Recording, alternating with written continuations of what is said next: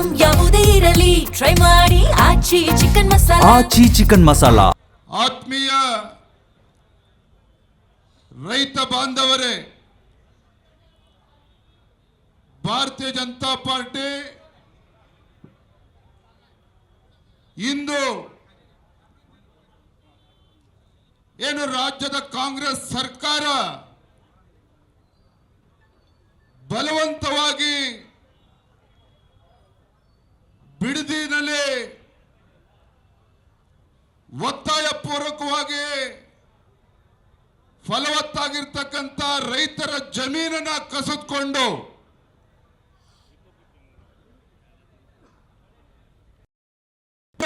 ಮಾಡಿಕೊಂಡು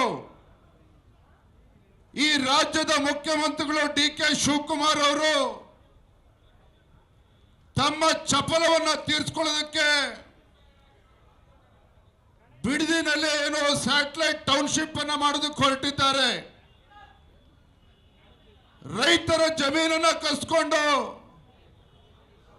ಉಪನಗರವನ್ನ ಮಾಡಬೇಕು ಅಂತೇಳಿ ಹೊರಟಿದ್ದಾರೆ. ಈ ರಾಜ್ಯದ ಕಾಂಗ್ರೆಸ್ ಸರ್ಕಾರ ರೈತ ವಿರೋಧಿ ಕಾಂಗ್ರೆಸ್ ಸರ್ಕಾರದ ವಿರುದ್ಧ ಭಾರತೀಯ ಜನತಾ ಪಾರ್ಟಿ ಇವತ್ತು ರಣಕಹಳೆಯನ್ನ ಊದಿರ್ತಕ್ಕಂಥದ್ದು. ನಾವು ಅವತ್ತಿಂದನೂ ಕೂಡ ಹೇಳ್ತಾ ಇದ್ದೇವೆ, ರಾಜ್ಯದಲ್ಲಿ ರೈತರ ಪರವಾಗಿ ಆಲೋಚನೆಯನ್ನ ಮಾಡದೇನೆ ರಿಯಲ್ ಎಸ್ಟೇಟ್ ಬಗ್ಗೆ ಆಲೋಚನೆ ಮಾಡ್ತಕ್ಕಂಥ ಮುಖ್ಯಮಂತ್ರಿಗಳು ಅಧಿಕಾರದ ಚುಕ್ಕಾಣಿಯನ್ನು ಹಿಡಿದ್ರೆ ಇದೇ ರಾಜ್ಯಕ್ಕೆ ಆಗ್ತಕ್ಕಂಥ ಅನ್ಯಾಯ, ರೈತರಿಗೆ ಆಗ್ತಕ್ಕಂಥ ಅನ್ಯಾಯ. ಬಿಡದಿ ಸುತ್ತಮುತ್ತಲ ಗ್ರಾಮದ ರೈತರು ಈ ರಾಜ್ಯದ ಮುಖ್ಯಮಂತ್ರಿಗಳಿಗೆ ಇವತ್ತು ಪ್ರಶ್ನೆನ ಕೇಳ್ತಾ ಇದ್ದಾರೆ. ನಾನು ಆರ್ ಅಶೋಕ್ ಅವರು, ಚಲವಾದಿ ನಾರಾಯಣ ಸ್ವಾಮಿ ಅವರು, ನಮ್ಮೆಲ್ಲ ಪಕ್ಷದ ಮುಖಂಡರು ಆ ಭಾಗದ ರೈತರನ್ನ ಮಾತನಾಡಿಸೋದಕ್ಕೆ ಹೋದಾಗ ರೈತರು ಎತ್ತಿರ್ತಕ್ಕಂಥ ಪ್ರಶ್ನೆ, ಮಾನ್ಯ ಮುಖ್ಯಮಂತ್ರಿಗಳಿಗೆ ನಮ್ಮ ಪರವಾಗಿ ಕೇಳಿ, ರಾಜ್ಯದ ಮುಖ್ಯಮಂತ್ರಿಗಳು ಕಾಂಗ್ರೆಸ್ ಶಾಸಕರು ನೂರಾರು ಸಾವಿರಾರು ಎಕರೆ ಜಮೀನನ್ನ ಬಿಡದಿ ಭಾಗದಲ್ಲಿ ಇಟ್ಕೋಬಹುದು. ಕೃಷಿ ಚಟುವಟಿಕೆನ ಮಾಡ್ತಕ್ಕಂಥ ನಾವು ರೈತರು, ಈ ನಾಡಿಗೆ 2 ತುತ್ತು ಅನ್ನವನ್ನ ಕೊಡ್ತಕ್ಕಂಥ ರೈತರು, ನಾವು 4-5 ಎಕರೆ ನಮ್ಮ ಕುಟುಂಬಕ್ಕೋಸ್ಕರ ಇಟ್ಕೋಬಾರ್ದ, ಕೃಷಿ ಚಟುವಟಿಕೆ ಮಾಡಬಾರ್ದ? ಈ ಪ್ರಶ್ನೆಯನ್ನ ಆ ಭಾಗದ ರೈತರು ರಾಜ್ಯದ ಮುಖ್ಯಮಂತ್ರಿಗಳಿಗೆ ಕೇಳಿದ್ದಾರೆ. ನಾನು ರಾಜ್ಯದ ಮುಖ್ಯಮಂತ್ರಿ ಕೇಳೋದಕ್ಕೆ ಇಚ್ಛೆ ಪಡ್ತೇನೆ,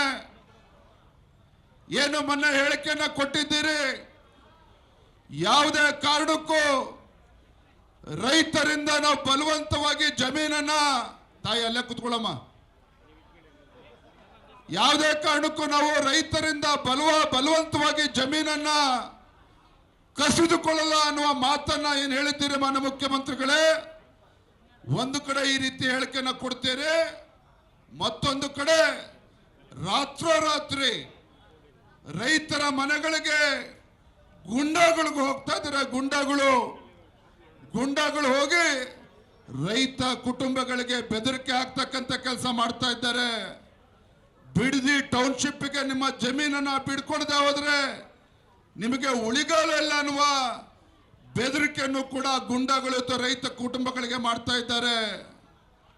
ಮಾನ್ಯ ಮುಖ್ಯಮಂತ್ರಿಗಳೇ, ನಿಮ್ಮ ಜೀವನದ ಬಹಳ ದೊಡ್ಡ ಆಸೆ ಈಡೇರಿದೆ. ನಿಮಗೆ ನಿಮ್ಮ ಹಲವು ದಶಕಗಳ ಕನಸೇನಿತ್ತು, ಈ ರಾಜ್ಯದ ಮುಖ್ಯಮಂತ್ರಿ ಆಗಬೇಕು ಅಂತೇಳಿ. ಮಾನ್ಯ ಡಿ.ಕೆ. ಶಿವಕುಮಾರ್ ಅವರೇ, ನಿಮ್ಮ ಕನಸು ನೆರವೇರಿದೆ ಈಗಾಗಲೇ. ಆದ್ರೆ ಏನ್ ಮಾಡ್ತೀರಿ, ಮನುಷ್ಯನಿಗೆ ದುರಾಸೆ ಬಂದ್ರೆ ಯಾವುದೂ ಕೂಡ ಸಾಕಾಗೋದಿಲ್ಲ. ಮುಖ್ಯಮಂತ್ರಿಗಳಾಗಿ 24 ಗಂಟೆಯಲ್ಲಿ ಅವ್ರು ಕೈ ಹಾಕಿರ್ತಕ್ಕಂಥ ಕಾರ್ಯಕ್ರಮಗಳೇನು, ಉತ್ತರ ಕರ್ನಾಟಕದ ರೈತರ ಸಮಸ್ಯೆಯನ್ನ ಬಗೆಹರಿಸ್ತೀನಿ ಅಂತಲ್ಲ, ಉತ್ತರ ಕರ್ನಾಟಕದ ರಾಜ್ಯದ ರೈತರ ಸಂಕಷ್ಟಕ್ಕೆ ಸ್ಪಂದನೆ ಮಾಡ್ತೀನಿ ಅನ್ನೋ ಮಾತನ್ನ ಹೇಳಲಿಲ್ಲ. ಅದರ ಬದಲಾಗಿ ಬಿಡದಿ ಟೌನ್ಶಿಪ್ ಅನ್ನ ಮಾಡಬೇಕು ಅಂತೇಳಿ ಮುಂದೆ ಹೋಗ್ತೀರಿ. ಕನಕಪುರದಲ್ಲಿ ಏರ್ಪೋರ್ಟ್ ಅನ್ನ ಮಾಡಬೇಕು ಅಂತೇಳಿ ತೀರ್ಮಾನವನ್ನು ಮಾಡ್ತೀರಿ. ಇದರಲ್ಲಿ ರಿಯಲ್ ಎಸ್ಟೇಟ್ ಆಸಕ್ತಿ ಒಂದು ಬಿಟ್ರೆ ಬೇರೆ ಏನು ಆಸಕ್ತಿ ಇದೆ ಅನ್ನೋದನ್ನ ರಾಜ್ಯದ ಜನರಿಗೆ ಇವತ್ತು ಮಾನ್ಯ ಮುಖ್ಯಮಂತ್ರಿಗಳು ಹೇಳಬೇಕಾಗ್ತದೆ. ಬಂಧುಗಳೇ, ಈ ರಾಜ್ಯದ ಮುಖ್ಯಮಂತ್ರಿಗಳಿಗೆ ಬಿಡದಿನಲ್ಲಿರ್ಬೋದು, ಕನಕಪುರ ಏರ್ಪೋರ್ಟ್ ನಲ್ಲಿರ್ಬೋದು, ರಿಯಲ್ ಎಸ್ಟೇಟ್ ಬಿಟ್ರೆ ಯಾವುದೇ ಆಸಕ್ತಿ ಇಲ್ಲ. ಮಾನ್ಯ DK ಶಿವಕುಮಾರ್ ಅವರು ನುಡಿದಂತೆ ನಡೆತಕ್ಕಂಥ ವ್ಯಕ್ತಿಯವರು. ಮಾನ್ಯ ಮುಖ್ಯಮಂತ್ರಿಗಳು ನುಡಿದಂತೆ ನಡೆತಕ್ಕಂಥ ಮುಖ್ಯಮಂತ್ರಿಗಳು. ಯಾಕೆ ಮಾತನ್ನ ಹೇಳ್ತಾ ಇದ್ದೇನೆ ಅಂತ ಹೇಳಿದ್ರೆ, ಸಿದ್ದರಾಮಯ್ಯನವ್ರನ್ನ ಮುಖ್ಯಮಂತ್ರಿ ಸ್ಥಾನದಿಂದ ಇಳಿಸಿ ನನಗೆ ಮುಖ್ಯಮಂತ್ರಿ ಸ್ಥಾನವನ್ನ ಕೊಟ್ರೆ ಬಿಡದಿ ಟೌನ್ಶಿಪ್ ಅನ್ನ ನಾನು ಮಾಡ್ತೇನೆ, DLF ಗೆ ಅವಕಾಶನ ಮಾಡಿಕೊಡ್ತೇನೆ ಅಂತೇಳಿ ಪ್ರಿಯಾಂಕಾ ಗಾಂಧಿ ಅವರಿಗೆ ಏನು DK ಶಿವಕುಮಾರ್ ಅವರು ಭರವಸೆ ಕೊಟ್ಟು ಬಂದಿದ್ದಾರೆ, ಆ ಭರವಸೆಯನ್ನ ಈಡೇರಿಸೋದಕ್ಕೆ ಇವತ್ತು ಮುಖ್ಯಮಂತ್ರಿಗಳು ಹೊರಟಿದ್ದಾರೆ ವಿನಃ ರೈತರ ಹಿತವನ್ನ ಕಾಪಾಡೋದಕ್ಕೆ ಹೊರಟಿಲ್ಲ ಇವರು. ಪ್ರಿಯಾಂಕಾ ಗಾಂಧಿ ಅವರಿಗೆ ಕೊಟ್ಟಿರ್ತಕ್ಕಂಥ ಭರವಸೆಯನ್ನ ಈಡೇರಿಸೋದಕ್ಕೆ, ಕೋಟ್ಯಾಧಿಪತಿಗಳನ್ನ ರಿಯಲ್ ಎಸ್ಟೇಟ್ ಕಂಪನಿಗಳಿಗೆ ರಿಯಲ್ ಎಸ್ಟೇಟ್ ದಂಧೆ ಮಾಡಿಕೊಡೋದಕ್ಕೆ ಮುಖ್ಯಮಂತ್ರಿಗಳು ಕಾಂಗ್ರೆಸ್ ಪಕ್ಷದ ಹೈಕಮಾಂಡಿನ ಹೊಟ್ಟೆ ತುಂಬಿಸೋದಕ್ಕೋಸ್ಕರ ಆ ಭಾಗದ ರೈತರ ಹೊಟ್ಟೆ ಮೇಲೆ ಹೊಡಿತಕ್ಕಂಥ ದುಸ್ಸಾಹಸಕ್ಕೆ ಇವತ್ತು ಮಾನ್ಯ ಮುಖ್ಯಮಂತ್ರಿಗಳು ಕೈ ಹಾಕಿರುವಂಥದ್ದು. ಮಾನ್ಯ ಮುಖ್ಯಮಂತ್ರಿಗಳೇ, ರಾಜ್ಯದಲ್ಲಿ ಏನು ಈ ನಾಡಿಗೆ ತುತ್ತು ಅನ್ನವನ್ನು ಕೊಡ್ತಕ್ಕಂಥ ರೈತನ ಕೋಪಕ್ಕೆ ಗುರಿಯಾದರೆ ಯಾವುದೇ ಸರ್ಕಾರಗಳು ಬದುಕುಳಿದಿಲ್ಲ, ಯಾವುದೇ ಸರ್ಕಾರಗಳು ಬದುಕುಳಿದಿಲ್ಲ. ಅಧಿಕಾರದ ಮದ, ಅಧಿಕಾರದ ದರ್ಪ ಎಲ್ಲಿಗೆ ತಂದ್ಬಿಟ್ಟಿದೆ ಅಂತ ಹೇಳಿದ್ರೆ, ಇವತ್ತು ಆ ಭಾಗದ ರೈತರು ಪ್ರತಿಭಟನೆಯನ್ನ ಮಾಡ್ತಾ ಇದ್ರೆ ಆ ಪ್ರತಿಭಟನೆ ನಿರತ ಇರ್ತಕ್ಕಂಥ ರೈತರ ಮೇಲೆ ಪ್ರಕರಣಗಳನ್ನ ದಾಖಲು ಮಾಡಿ ಅವರಿಗೆ ಜೈಲಿಗೆ ಅಡ್ತಕ್ಕಂಥ ಷಡ್ಯಂತ್ರ ಕುತಂತ್ರ ರಾಜ್ಯದ ಮುಖ್ಯಮಂತ್ರಿಗಳು ಮಾಡ್ತಾ ಇದ್ದಾರೆ.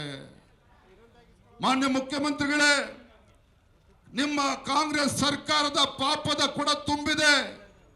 ಕಾಂಗ್ರೆಸ್ ಸರ್ಕಾರದ ಪಾಪದ ಕೂಡ ತುಂಬಿದೆ. ಯಾವಾಗ ನೀವು ರೈತರ ಜೀವನದ ಜೊತೆ ಚೆಲ್ಲಾಟ ಆಡೋದಕ್ಕೆ ನೀವು ಕೈ ಹಾಕಿದ್ದೀರಿ, ಆ ರೈತರ ಶಾಪ ಈ ಕಾಂಗ್ರೆಸ್ ಸರ್ಕಾರವನ್ನ ಬುಡ ಸಮೇತ ಕಿತ್ತಾಕ್ದೇನೆ ಬಿಡೋದಕ್ಕೆ ಸಾಧ್ಯ ಇಲ್ಲ. ಖಂಡಿತವಾಗಿ ಮುಂದೆ ಬರ್ತಕ್ಕಂಥ ದಿನಗಳಲ್ಲಿ ಇಡೀ ರಾಜ್ಯದಲ್ಲಿ ರೈತರು ಬೀದಿಗಿಳಿದು ಇವತ್ತು ನಿಮ್ಮ ಸರ್ಕಾರವನ್ನ ಕಿತ್ತೊಗಿತಕ್ಕಂಥ ಕೆಲಸವನ್ನ ಮಾಡ್ತಾರೆ. ನಾನಿವತ್ತು ರಾಜ್ಯದ ಮುಖ್ಯಮಂತ್ರಿ ಕೇಳ್ತೇನೆ, ಇವತ್ತು ನಿಮ್ಮ ಸರ್ಕಾರ ಬಂದು ಇಷ್ಟು ವರ್ಷಗಳಾಗಿದ್ದೇವೆ, ನೀವು ಮುಖ್ಯಮಂತ್ರಿಗಳಾಗಿ ಇಷ್ಟು ತಿಂಗಳಾಗಿದೆ, ಇವತ್ತಿಗೂ ಕೂಡ ಕೃಷಿ ಸಚಿವರು ಇನ್ನೂ ಕೂಡ ಯಾರು ಅಂತೇಳಿ ಇನ್ನೂ ಗೊತ್ತಿಲ್ಲ. ಕೃಷಿ ಸಚಿವರು ಯಾರು ಅಂತೇಳಿ ಇನ್ನೂ ಕೂಡ ನೇಮಕ ಆಗಿಲ್ಲ. ಅದರ ಬದಲಾಗಿ ಇವತ್ತು ರೈತರ ಜೊತೆ ಚೆಲ್ಲಾಟ ಆಡೋದಕ್ಕೆ ನೀವು ಹೊರಟಿದ್ದೀರಿ. ನಾನು ನಿಮಗೊಂದು ಕಿವಿ ಮಾತನ್ನು ಹೇಳ್ತೇನೆ, ಹೇಗಿದ್ರು ನೀವು ರಿಯಲ್ ಎಸ್ಟೇಟ್ ದಂಧೆ ಮಾಡಲೇಬೇಕು ಅಂತೇಳಿ ನೀವು ತೀರ್ಮಾನ ಮಾಡಿದಂತೆ ಕಾಣ್ತಾ ಇದೆ. ನಿಮ್ಮ ಇಲಾಖೆಯನ್ನ ಎಲ್ಲವನ್ನ ಬದಿಗಿಟ್ಟು ರಿಯಲ್ ಎಸ್ಟೇಟ್ ಖಾತೆ ಸಚಿವರು ಮಾನ್ಯ ಮುಖ್ಯಮಂತ್ರಿ DK ಶಿವಕುಮಾರ್ ಅಂತ ಹೇಳಿ ರಿಯಲ್ ಎಸ್ಟೇಟ್ ಖಾತೆಯನ್ನು ತೆಗೆದುಕೊಂಡ್ರೆ ಬಹುಶಃ ನ್ಯಾಯ ಕೊಡೋದಕ್ಕೆ ಸಾಧ್ಯ ಆಗ್ತದೆ ಖಾತೆಗೆ. ಇಂಥ ಲಜ್ಜೆಗೆಟ್ಟ ಕಾಂಗ್ರೆಸ್ ಸರ್ಕಾರ, ಇಂಥ ಲಜ್ಜೆಗೆಟ್ಟ ರಾಜ್ಯದ ಮುಖ್ಯಮಂತ್ರಿಗಳು ಈ ರಾಜ್ಯದ ರೈತರನ್ನ ರಕ್ಷಣೆ ಮಾಡುವ ಬದಲಾಗಿ ರಿಯಲ್ ಎಸ್ಟೇಟ್ ಮಾಫಿಯಾ ಮಾಡೋದಕ್ಕೆ ಹೊರಟಿದ್ದೀರಿ. ಖಂಡಿತ ಭಗವಂತನು ಕೂಡ ನಿಮ್ಗೆ ಒಳ್ಳೇದು ಮಾಡೋದಕ್ಕೆ ಸಾಧ್ಯ ಇಲ್ಲ. ಎಲ್ಲಿದ್ದಾರೆ ನಿಮ್ಮ ರಾಹುಲ್ ಗಾಂಧಿ? ಎಲ್ಲಿದ್ದಾರೆ ರಾಹುಲ್ ಗಾಂಧಿ ಅವರು? ಇವತ್ತು ದೇಶಾದ್ಯಂತ ಭಾರತ್ ಜೋಡೋ ಯಾತ್ರೆ ಮಾಡ್ತೇನೆ ಅಂತೇಳಿ ರೈತರ ಹಿತರಕ್ಷಣೆ ನಾ ಕಾಪಾಡ್ತೇನೆ ಅಂತ ಹೇಳಿದಂತ ರಾಹುಲ್ ಗಾಂಧಿ ಅವರು ಇವತ್ತು ನಾಪತ್ತೆ ಆಗಿದ್ದಾರೆ. ನಾನು ಇವತ್ತು ನಮ್ಮ ಮಾಧ್ಯಮದ ಸ್ನೇಹಿತರ ಮೂಲಕ ರಾಹುಲ್ ಗಾಂಧಿ ಅವರಿಗೆ ಆಗ್ರಹ ಪಡಿಸ್ತೇನೆ, ಮಾನ್ಯ ರಾಹುಲ್ ಗಾಂಧಿ ಅವರೇ, ನಿಮ್ಮದೇ ಸರ್ಕಾರ ಕರ್ನಾಟಕ ರಾಜ್ಯದಲ್ಲಿದೆ. ನಿಮ್ಮ ಪರಮಾಪ್ತ DK ಶಿವಕುಮಾರ್ ಅವರು ರಾಜ್ಯದ ಮುಖ್ಯಮಂತ್ರಿಗಳಾಗಿ ರೈತರ ಜೀವನಕ್ಕೆ ಬೆಂಕಿ ಇಡ್ತಕ್ಕಂಥ ಕೆಲಸ ಏನು ಮಾಡೋದಕ್ಕೆ ಹೊರಟಿದ್ದಾರೆ. ರೈತರ ರಕ್ಷಣೆ ಮಾಡ್ತಕ್ಕಂಥ ಕರ್ತವ್ಯ ರಾಹುಲ್ ಗಾಂಧಿ ಅವರೇ ನಿಮ್ದು ಇದೆ. ದಯವಿಟ್ಟು ನಿಮ್ಮ ಮುಖ್ಯಮಂತ್ರಿಗಳಿಗೆ ಹೇಳಿ, ರೈತರ ಬದುಕಿನ ಜೊತೆ ಚೆಲ್ಲಾಟ ಆಡೋದು ಬೇಡ. ಬಿಡದಿ ಟೌನ್ಶಿಪ್ ಇಂದ ಹಿಂದೆ ಸರಿಬೇಕು ರಾಜ್ಯ ಸರ್ಕಾರ. ಜೊತೆಗೆ ರೈತರ ಮೇಲೇನು ಪ್ರಕರಣವನ್ನ ದಾಖಲು ಮಾಡಿದ್ದಾರೆ, ತತ್ಕ್ಷಣ ಕೈ ಬಿಡಬೇಕು ಅನ್ನುವ ಆದೇಶವನ್ನು ನೀವು ಮಾನ್ಯ ಮುಖ್ಯಮಂತ್ರಿಗಳಿಗೆ ಮಾಡಿ, ಆಗ ರಾಜ್ಯದ ರೈತರು ನಿಮ್ಮನ್ನು ಒಪ್ಕೊಳ್ತಾರೆ. ಅದನ್ನು ಮಾಡೋದು ಬಿಟ್ಟು ಇವತ್ತು DK ಶಿವಕುಮಾರ್ ಜೊತೆ ಮಿಲಾವಟ್ ಮಾಡಿಕೊಂಡು ಕರ್ನಾಟಕ ರಾಜ್ಯದಲ್ಲಿ ಇವತ್ತು ಬೆಂಗಳೂರು ಮಹಾನಗರದಲ್ಲಿ ರಿಯಲ್ ಎಸ್ಟೇಟ್ ದಂಧೆ ಮಾಡಕ್ಕಂತ ಕಾಂಗ್ರೆಸ್ ಹೈಕಮಾಂಡ್ ಕೂಡ ಇವತ್ತು ಮುಖ್ಯಮಂತ್ರಿಗಳ ಜೊತೆ ಕೈ ಜೋಡಿಸಿರ್ತಕ್ಕಂಥ ನಾವು ನೋಡ್ತಾ ಇದ್ದೇವೆ. ಬಂಧುಗಳನ್ನ ಇಷ್ಟೇ ಹೇಳ್ತಕ್ಕಂಥದ್ದು, ಇವತ್ತೇನು ಭಾರತೀಯ ಜನತಾ ಪಾರ್ಟಿ ಆ ಭಾಗದ ಬಿಡದಿ ಭಾಗದ ರೈತರ ಪರವಾಗಿ ನಾವು ಹೋರಾಟಕ್ಕೆ ಧುಮುಕಿದ್ದೇವೆ. ಮಾನ್ಯ BS ಯಡಿಯೂರಪ್ಪನವರು ಕೂಡ ಇವತ್ತು ಹೋರಾಟಕ್ಕೆ ಧುಮುಕಿದ್ದಾರೆ. ರೈತರಿಗೆ ನ್ಯಾಯ ಸಿಗುವವರೆಗೂ ಕೂಡ ಭಾರತೀಯ ಜನತಾ ಪಾರ್ಟಿ ಕೈ ಕೊಟ್ಕೊಂಡು ಕೂರ್ತಕ್ಕಂಥ ಪ್ರಶ್ನೆ ಇಲ್ಲ. ಭಾರತೀಯ ಜನತಾ ಪಾರ್ಟಿ ನಿರಂತರವಾಗಿ ಸದನದ ಒಳಗಡೆ ಮತ್ತು ಸದನದ ಹೊರಗಡೆನೂ ಕೂಡ ನಾವು ಹೋರಾಟವನ್ನ ಮಾಡ್ತೇವೆ ಅನ್ನೋ ಮಾತನ್ನ ಸಂದರ್ಭದಲ್ಲಿ ಹೇಳ್ತಾ, ಇವತ್ತು ನಮ್ಮ ಎಲ್ಲ ರೈತಾಪಿ ವರ್ಗದ ಎಲ್ಲ ಬಂಧುಗಳು ಕೂಡ ತಾವೆಲ್ಲರೂ ಕೂಡ ಬಂದಿದ್ದೀರಿ. ನಿಶ್ಚಿತವಾಗಿ ನಮ್ಮ ಹೋರಾಟಕ್ಕೆ ಜಯ ಸಿಗ್ತದೆ. ಅಲ್ಲಿಯವರು ಕೂಡ ನಾವು ಹಿಂದೆ ಸರ್ತಕ್ಕಂಥ ಪ್ರಶ್ನೆ ಅನ್ನೋ ಮಾತನ್ನು ಹೇಳ್ತಾ ನನ್ನ ಮಾತನ್ನು ಮುಗಿಸ್ತೇನೆ. ಬಲೋ ಭಾರತ್ ಮಾತಾಕ್ಕೆ. ಎಲ್ಲಿಯವರೆಗೆ ಹೋರಾಟ, ಎಲ್ಲಿಯವರೆಗೆ ಹೋರಾಟ, ಬಿಜೆಪಿಯ ರೈತ ಪರ ಹೋರಾಟಕ್ಕೆ, ಬಿಜೆಪಿಯ ರೈತ ಪರ ಹೋರಾಟಕ್ಕೆ ಜಿಂದಾಬಾದ್ ಜಿಂದಾಬಾದ್.